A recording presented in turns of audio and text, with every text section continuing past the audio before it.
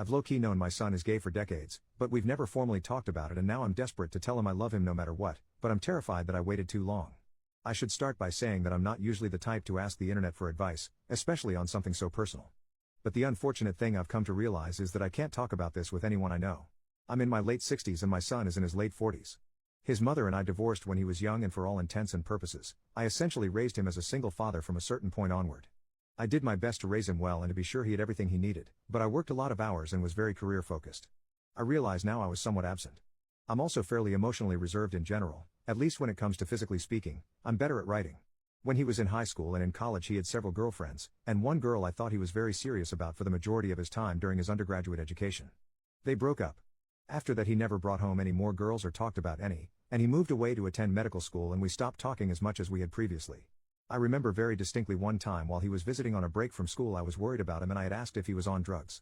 He just looked physically ill and in a poor state. He assured me it was stress from school and he would be fine. But I remember this clearly because this visit home was when I first started to think he could be gay. Now the thing is, my son has never told me that he is gay even to this day, but it has become an unspoken acknowledgement between us. He has a roommate, that's how we mutually refer to him, and he's had the same friend for a long time. Sometimes I will ask about him, but the answers are always short, basically that he's doing well. I think I know maybe 5 things about his friend after some almost 20 years, maybe longer. We speak on the phone occasionally as we live far away, and this is something we never discuss much if at all. Recently I've been doing a lot of thinking. I think I'm a poor father. Somewhere down the line I taught my son that we can't speak about who he is. I'll admit I'm not the most versed in this kind of lifestyle thing, but I don't want to be shut out from his life. I want to tell him that whatever this is he's perfectly fine in my book and I love him. I want to know him and his friend, but I don't know how to tell him or what to say. I'm not sure if I should say boyfriend, as again, he's never said anything to me about being gay. I've just pieced it together over time, so I'm not sure if that's what I should say. Should I just spontaneously bring this up with him? There never seems to be a good time to say what I'm thinking, and the topic seems too serious to send an email or very long text message. I'm not sure if a written mode of communication would be too informal or make it seem that I don't care. At that, I'm not sure where we should go from there. First update 1 week later. I'm thankful for all of the kind advice I received in regard to my first message here. After reading all of your words, I decided I would handwrite my son a letter and send it in the mail as we live across the country. In summary, I wrote about many things and the letter ended up being much longer than anticipated. I began by discussing some of my experiences with my father growing up in ways I realized I had treated my son similarly. I had wanted to do better than my father, who had moments where he could be cruel, but I failed to realize that being too reserved was also a problem, and I leaned too far in that direction. After his mother left I was depressed and I didn't deal with that as well as I should have. I apologized for being absent at work and for being emotionally unavailable at times when he would have needed me the most. I mentioned I'd like to change that in the future, but it's still something that's hard for me to do, and I understand he may need his own space.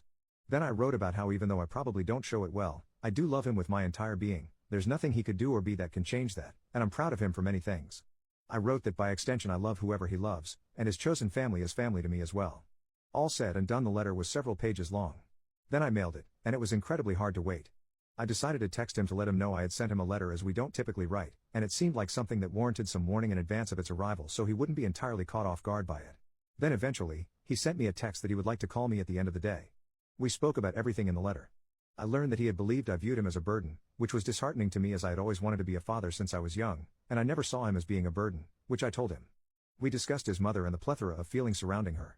This was a hard topic for me as I still have many unresolved feelings here, but I realized because of this I never explained to him everything that happened. I also learned that he was afraid to disappoint me, and that he had put a lot of effort into his career to make me proud of him, as he felt this was the way to impress me and that it would make up for his defects. I brought up that focusing on work over family and interpersonal relationships was one of my bigger regrets, and he admitted that being so career-driven was straining his personal life. With everything going on at the moment, he also expressed that the medical profession was weighing on him, but he hadn't wanted to disappoint me by not being as emotionally strong as he thought I am. By this point in the conversation we had both said a lot of very emotional things. He brought up that he felt it was hard to talk to me because I don't make it clear what I'm thinking, and so he felt it was always easier to only discuss work or accomplishments with me and nothing personal.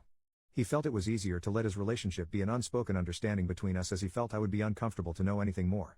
At this point I confirmed that his friend is in fact his partner. He said he felt a lot of shame about it. I told him I regretted not reaching out to him sooner, that I'm sorry that my lack of availability had created this distance between us, and that I'm always proud of him and not just for his career. We ended the conversation by discussing seeing each other in person, as it has been almost 10 years since we've actually seen each other. I expressed that I would like to fly out to visit him and his partner if he would feel comfortable. I now have a plane ticket for early next month, a date which is quickly approaching. I am glad for all of the encouragement I received from this website. I have nothing but gratitude for all of your kind words. Once again I am asking for a little advice. I have never met his partner in person, nor have I ever spoken to him. He has been with my son for 2 decades at this point and likely knows my son better than I do. I would like to make a good impression with him. However, I don't know any gay couples, aside from them, and as was thankfully pointed out in my previous post here, I am not aware of all the proper ways to describe things as I incorrectly use the term lifestyle. I would like to be invited into their lives, so I wish to avoid offending either of them. Are there any suggestions of common things I should avoid saying to them? Perhaps I'm just nervous because this is coming up soon and I haven't seen my son in so long. Typing some of this out was helpful in and of itself. Second update. Hello wonderful individuals of the internet. Almost half a year ago I posted here about reconnecting with my estranged gay son, and I received the encouragement I needed to push me to do what I knew was the correct thing in my heart. Due to the contents of that letter and an ensuing phone call, my son invited me to fly out to see him and meet his partner of over 20 years. This was a terribly worrying time for me as I felt the ice was thin and I feared saying or doing the wrong thing would ruin what little connection we had forged. I went to visit them in early June and I am incredibly overjoyed to say that everything went very well. While there I had several emotionally tough conversations with my son, but I tried to listen from a place of wanting to understand and accepting that I have not always been the best father. While at times I felt incredibly hurt by what he had to say, it was mostly because I felt defensive and upset with myself that I had caused him to feel this way.